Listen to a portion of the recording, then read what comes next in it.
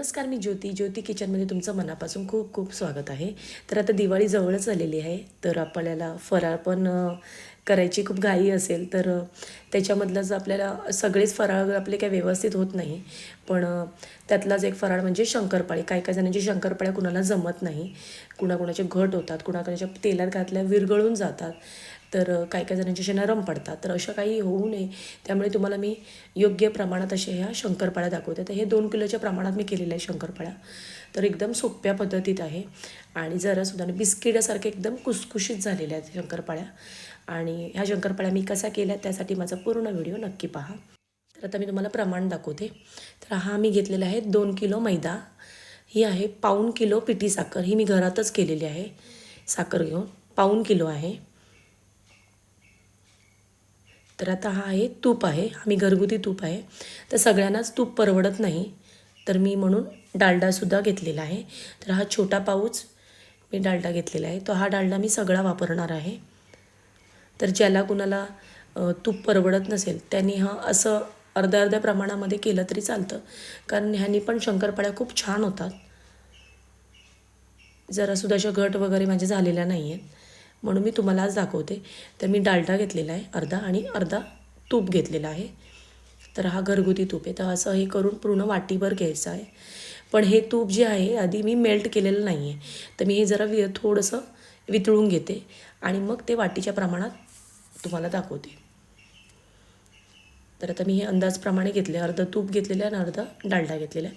तर हे बघा असं हे पातळ असं तूप करून घ्यायचं. ह्या वाटीनीच मी 4 वाटी मैदा घेतलेला आहे, 1 वाटी पिठी साखर घेतलेली आहे आणि ह्याच वाटीने मी 1 वाटी दूध घेतलेलं आहे आणि 1 वाटी तूप आणि डालडा मिक्स करून घेतलेला आहे, तो वितळून घेतला आहे.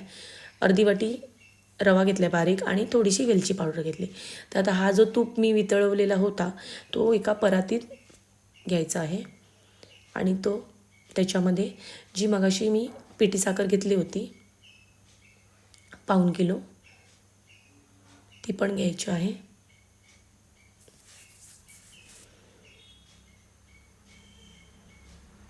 तर आता ही पाऊण किलो पिठी साखर आहे घेतलेली आहे मी. आता ही काय करायचं आहे, आपल्याला बिस्किटासारखं एकदम खुसखुशीत पाहिजे हे शंकरपाळ्या, तर त्यासाठी हे चांगलं असं हे फेटून घ्यायचं आहे हाताने. तर मी तुम्हाला दाखवते बघा कसं फेटायचं ते.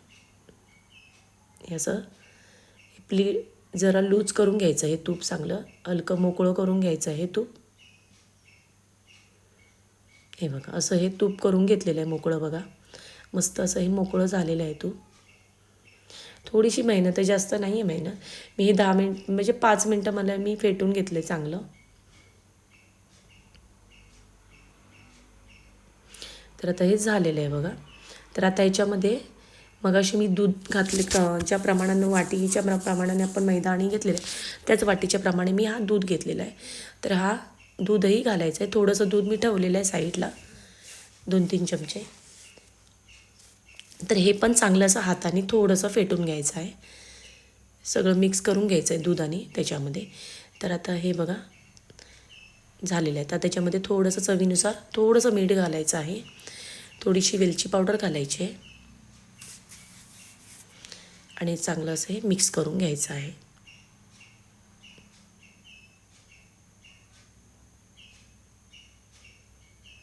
हे असं मिक्स करून घ्यायचं आहे. तर आता हे झालेलं आहे मिक्स बघा. अजून थोडंसं मी जरा फेटते बघा असं मस्तपैकी. बघा मग सगळं मिक्स झालेलं आहे, दूध वगैरे चांगलं असं ते मिक्स झालेलं आहे आणि बघा असं आहे झालेलं आहे.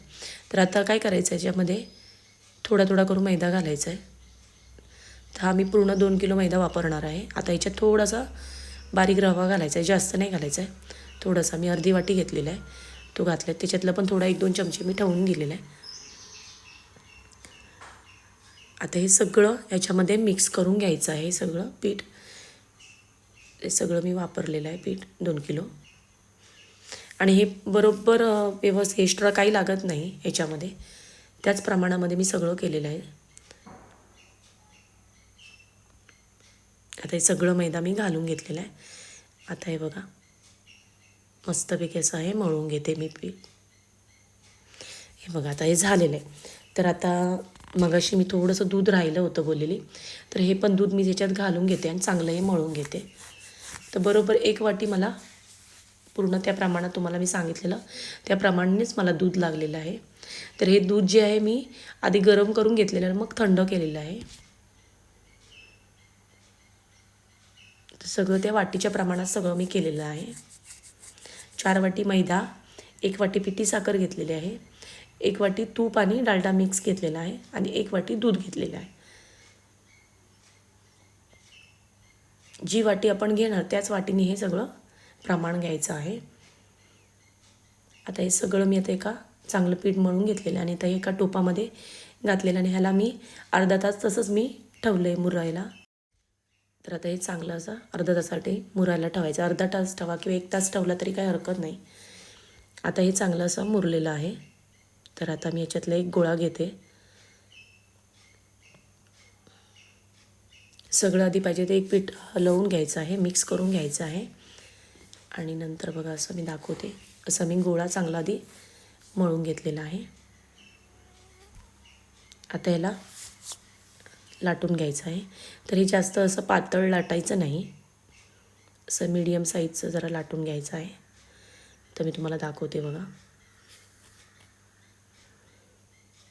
तर मी हे असं लाटून घेतलं. जरा बाजूचं जरा क्रॅक पडलेलं आहे ते मी कापून घेते सगळं आणि याला सुरीनेच कापून घेते. तर हे बघा आता हे सगळे मी सुरीने चौरस असे कट करून घेतले. आता हे प्लेटीमध्ये मोकळे करून घेते मी व्यवस्थित.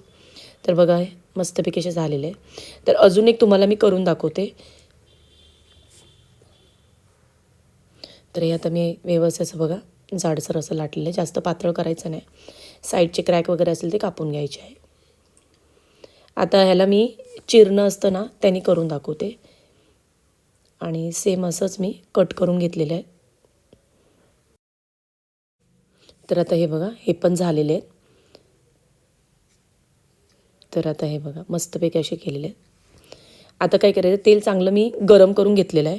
अति पण गरम करायचं नाही, पण गरम करायचं आहे व्यवस्थित. आता हे मी घालून घेते. तर घालताना शंकरपाळे तेलात सोडताना गॅस फास्टच ठेवायचा आहे आणि नंतर सगळ्या शंकरपाळ्या सोडल्या की गॅस बारीक करायचा आहे. तर आता हे मी सगळ्या घालून घेतलेल्या आहे. आता हे बघा चांगले असे ना बुडबुडे यायला सुरुवात झालेली आहे. तर तुम्हाला मी दाखवते. तर आता हे जे बुडबुडे आहेत ना ते थोडेसे बघा कमी कमी होत आले. तर आता एकदा मी ह्याला हलवून घेते शंकरपाळ्यांना, म्हणजे खाली वगैरे लागू नये आणि करपू नये म्हणून. तर आता हे जरा जरा थोड्या थोड्या वेळाने हलवून घ्यायचं आहे. आता हे बघा मस्तपैकी असे आले. तर शंकरपाळी जर व्हायला आली तर कसं कळणार, तर हे सगळ्या शंकरपाळ्यांना सगळ्या खाली बसतात आणि तेल जरा शांत होतं, थंड होतं जरा. तर हे झालेले आहेत बघा आणि ह्या शंकरपाळ्या सगळ्या खाली बसलेल्या आहेत. तर ह्या शंकरपाळ्या रेडी आहेत. तर हे 2 किलोच्या प्रमाणातल्या शंकरपाळ्या मी रेडी केलेल्या आहेत. बघा मस्त अशा रंगसुद्धा सुरेख आलेला आहे, थोडेसुद्धा करपले पण नाही आहेत आणि खूप छान असे झालेले आहेत शंकरपाळ्या. शंकरपाळ्या बघा मस्त दिसायलाही सुंदर आहेत, खूप छान झालेल्या आहेत. हे बघा मस्त अशा बिस्किटासारख्या कुसकुशीत झालेल्या आहेत आणि खायला तर खूप अप्रतिम आहेत. जरासुद्धा आणि तेलसुद्धा जास्त खाल्लं गेलेलं नाही आहे, म्हणजे जास्त जिरलं गेलं नाही आहे शंकरपाळ्यांमध्ये. मस्त असं बघा हाताला पण तेल जास्त दिसत नाही आहे. तर या शंकरपाळ्या जर तुम्हाला आवडल्या असतील तर तुम्ही माझ्या चॅनलला लाईक करा, भरपूर लोकांना शेअर करा आणि माझ्या चॅनलला सबस्क्राईब करा. असेच माझे नवनवीन व्हिडिओ पाहत राहा आणि माझा पूर्ण व्हिडिओ बघितल्याबद्दल धन्यवाद. आणि एकदा तरी ह्या शंकरपाळ्या या प्रमाणात नक्की करून पहा. धन्यवाद.